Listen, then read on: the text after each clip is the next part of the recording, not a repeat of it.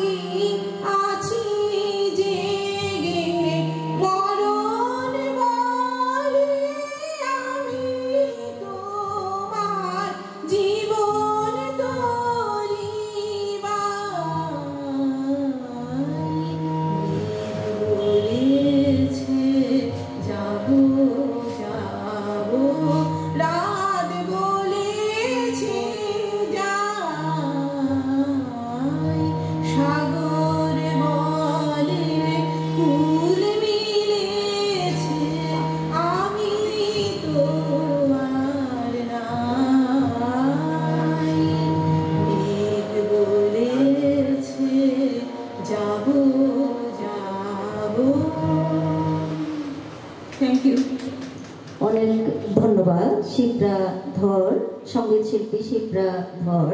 এবারে নামটা ঠিক হলো তো? হ্যাঁ, আমি শিপ্রা দত্ত বলছিলাম, আসলে ওনার সাথে প্রথম পরিচয়, নামটা একটু ভুল হচ্ছিল। শিপ্রা দত্ত নামে আছেন আমার পরিচিত, তো দত্ত এসে যাচ্ছিল, দুঃখিত। তো নতুন দিগন্ত প্রকাশনীর পক্ষ থেকে আপনার হাতে ছোট্ট উপহার।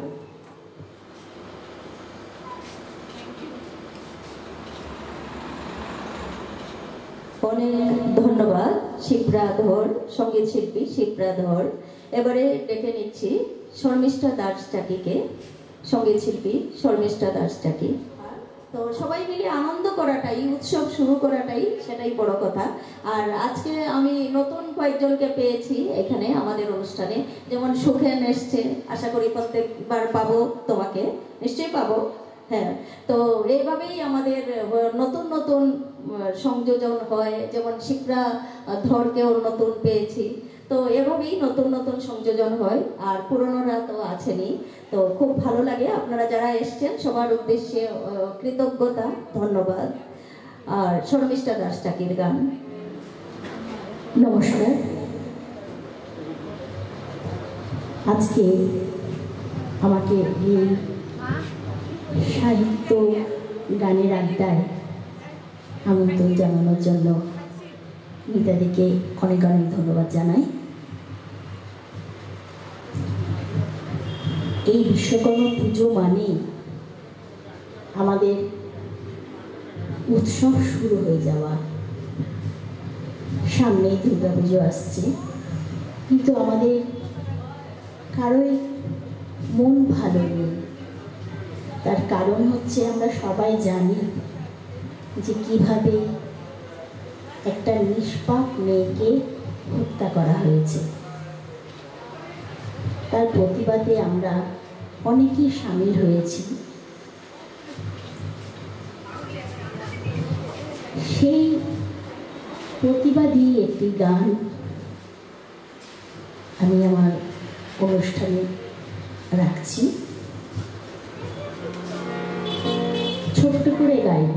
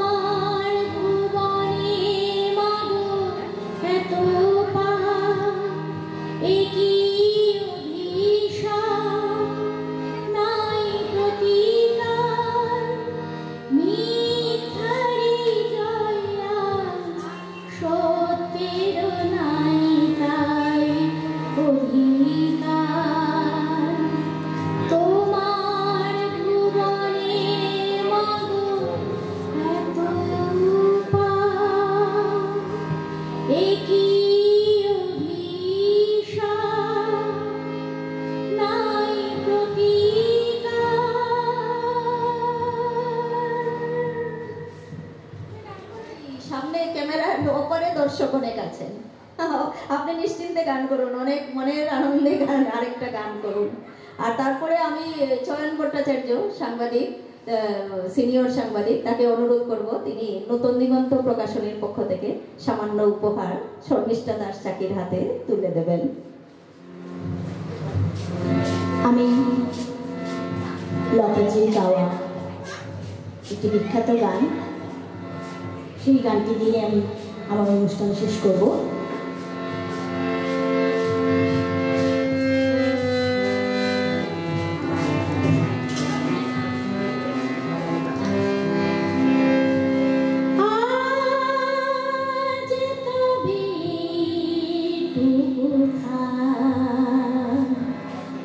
বাকি কথা পরে হবে, ধূসর ধূলি ভেঙে আছে পড়ে বহু দূর দূর যেতে হবে। আজ তবে বাকি কথা পরে হবে। সবুজ সবুজে মিশানি নীলিমায় পাবে নামাই, গোধূলি ছায়া পথে খুঁজো নামাই। সবুজ সবুজে মিশানি নীলিমায় পাবে নামাই, গোধূলি ছায়া পথে খুঁজো নামাই। শরতে কোনো এক নাম না জানা গান, শিউলির ফুল যেথা ঝরে ঝরে যায়। কিশোরী মনের মতো দুটি চোখে অবনত, না গাওয়া সে গান হয়ে রবে। আজ তবে বাকি কথা পরে হবে। তখন অন্য মন, অন্য আশা, অন্য ভাষা, জানি না কি রূপ নেবে ভালোবাসা। তখন অন্য মন, অন্য আশা, অন্য ভাষা, জানি না কি রূপ নেবে ভালোবাসা। তুমি যদি মনে মনে মগ্ন হয়ে ফুলে শিশু হয়ে রং ঘুমিয়ে, আমি সূর্যের হয়ে তোমাকে যাব ছুঁয়ে, সে কথাটি ফুল হয়ে যাবে। আজ তবে বাকি কথা পরে হবে। আজ তবে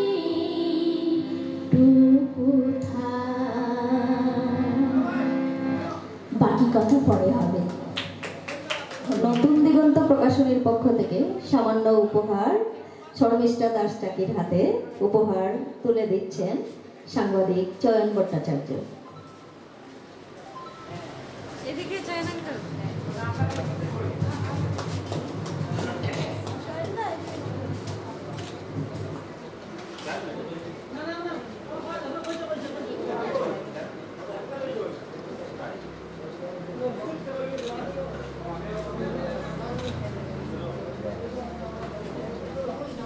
নবজাভ্যাং নবজাভ্যাং নমো নমো নেত্রেভ্যাং নমো নমো নেত্রেভ্যাং নমো নমো করতল নমো করতল পৃষ্ঠেভ্যাং পৃষ্ঠেভ্যাং অস্ত্রায় নমো অস্ত্রায় নমো। এবারে চয়ন ভট্টাচার্যকে বলছি কিছু আপনি বলুন।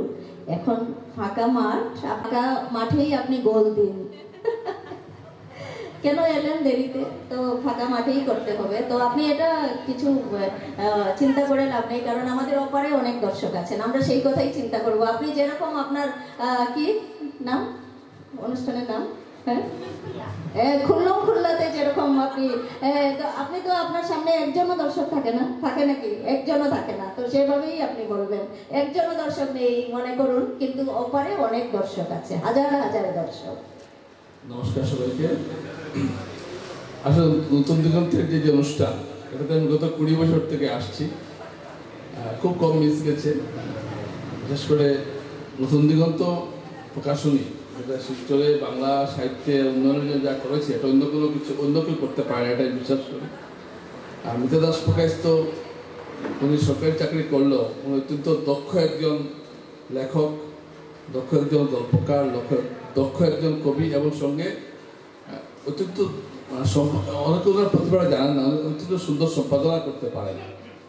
এবং আমরা কোনো চিন্তা ওনাকে লেখা দিলে একটা বানানো ভুল হবে না, এটা আমরা একটা নিশ্চিত থাকি মিতা দাস প্রকাশের কাছে। এবং আমি ওনাকে খুব সম্মান করি এই জন্য, উনি একজন অত্যন্ত গুণী মানুষ, বয়স কম হলেও আগে থেকেই, যখন 20 বছর বুঝছেন তখন আমাদের বয়স কত ছিল। কিন্তু মিতা দাস প্রকাশ তো বরাকব্যক্তকার বাংলা সাহিত্য এবং বিশেষ করে ছাপার জগতে যে অবদান রেখেছেন, সেটা একটা স্মরণীয় ঘটনা। আসলে কি হয়, আমাদের বরাকব্যক্তকায় নতুনদের সম্মান দেওয়া হয় না। সাংবাদিকতা আপনারা যাবেন, দেখবেন 1991 সালের পর থেকে আর কোনো জন সাংবাদিক শিলচরে জন্মে নেই, এরকম একটা ধারণা তৈরি করা হয়। প্রমোতালী বল্লস্কর, শপথের প্রবন্ধ ভট্টাচার্য, আরও কিছু সাংবাদিক আছেন। এরপরে যেমন আর কোনো সাংবাদিকতার ইতিহাস নেই, এরকম একটা ধারণা করা হয়। কিন্তু এরপরেও আছে। অফসেটের পর যে সাংবাদিকতার বিস্তার লাভ করেছে, গ্রামে গ্রামে পত্রিকা পৌঁছেছে, বিভিন্ন সাংবাদিক বিভিন্ন পত্রিকায় কাজ করছেন, তারা যে অবদান রেখেছেন সেটা কিন্তু ইতিহাসে উল্লেখ নেই।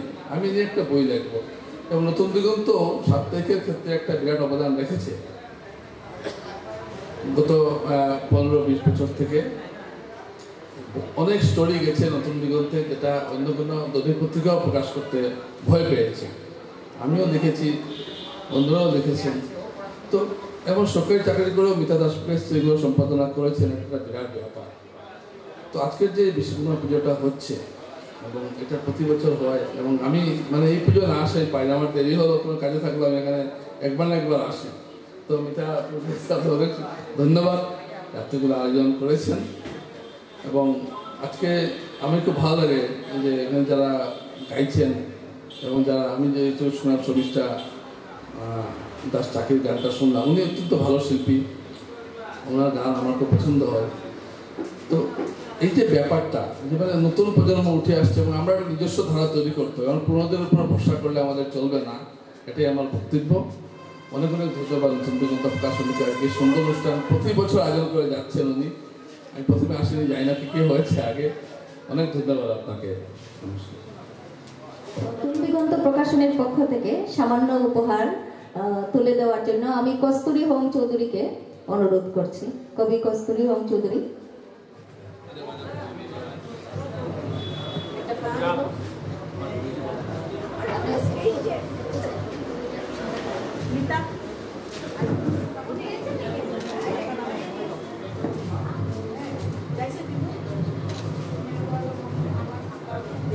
আমরা সবাই জানি চয়ন ভট্টাচার্য একজন বিখ্যাত সাংবাদিক আমাদের এত অঞ্চলে।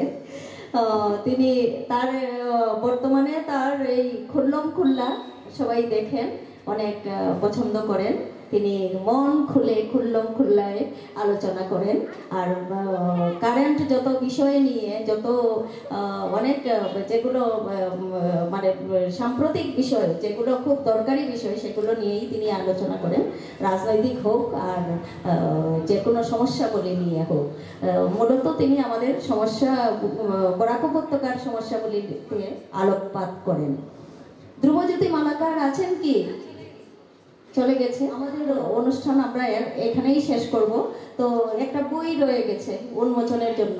তো এখানে যারা আছেন সবাইকে বলবো আপনারা সবাই এখানে দাঁড়ান, আমরা সবাই মিলে বইটি উন্মোচন করে নেব। বইটির লেখক রসেন্দ্র দেব, তিনি খুব অসুস্থ মানে তিনি আর উঠতেই পারছেন না বিছানার থেকে। তিনি ক্যান্সার পেশেন্ট আর মৃত্যুপথযাত্রী। তো 27 জুলাই তার প্রথম খণ্ড ও দ্বিতীয় খণ্ড সমীক্ষা গুচ্ছর আমরা উন্মোচন করেছিলাম, মোড়ক উন্মোচন করেছিলাম। দুটো বই করেছি খুব তাড়াহুড়ো করে, যেহেতু তিনি মৃত্যুপথযাত্রী, তার খুব অসুস্থ, তার জন্য দুটো বই আমরা উন্মোচন করেছিলাম। দুটো বইয়ের মোড়ক উন্মোচন করেছিলাম জ্যোতির্গময় পূর্ব দিগন্ত উৎসবে। আপনিও ছিলেন চয়ন ভট্টাচার্য। তো আমরা দুটো বই মোড়ক উন্মোচন করেছিলাম, প্রকাশ করেছিলাম জ্যোতির্গময় পূর্ব দিগন্ত উৎসবে, নতুন দিগন্ত প্রকাশনীর আয়োজিত জ্যোতির্গময় পূর্ব দিগন্ত উৎসবে 27 জুলাই। এবারে তখন দুটো বই করেছিলাম, প্রথম খণ্ড দ্বিতীয় খণ্ড সমীক্ষা গুচ্ছর। এবারে তৃতীয় খণ্ড। তো তৃতীয় খণ্ড তখন করা সম্ভব হয়নি, তো তৃতীয় খণ্ড এখন হয়ে গেছে।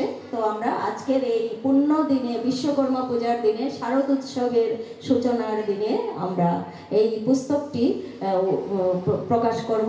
আমাদের এখানে যারা আছেন এই গেছেন গিয়ে, অনেক দর্শকই গেছেন গিয়ে, অনেকেই এসেছিলেন। আজকে আমরা খুব আনন্দ করলাম আজকের এই অনুষ্ঠানে। তো অনেকেই গেছেন গিয়ে, তবুও যারা আছেন সবাইকে অনুরোধ করব আপনারা একটু সবাই দাঁড়ান, আমরা পুস্তকটির মোড়ক উন্মোচন করব সবাই মিলে।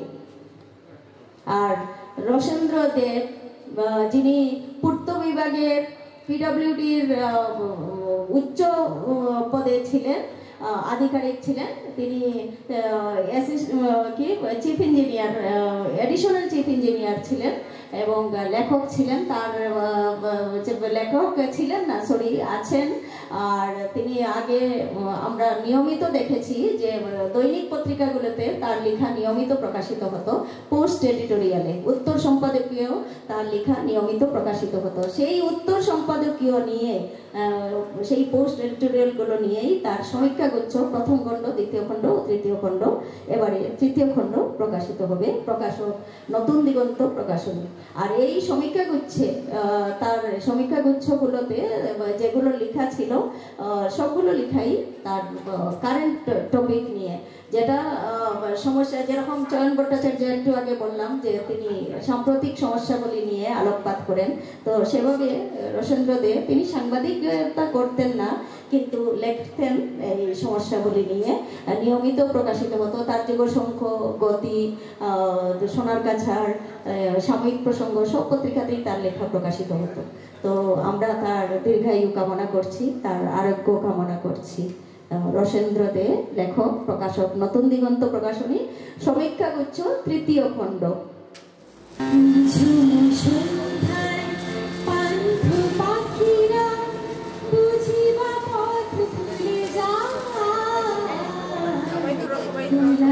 যেতে যেতে কি যেন কাকলি আমার দিয়ে যেতে চায়।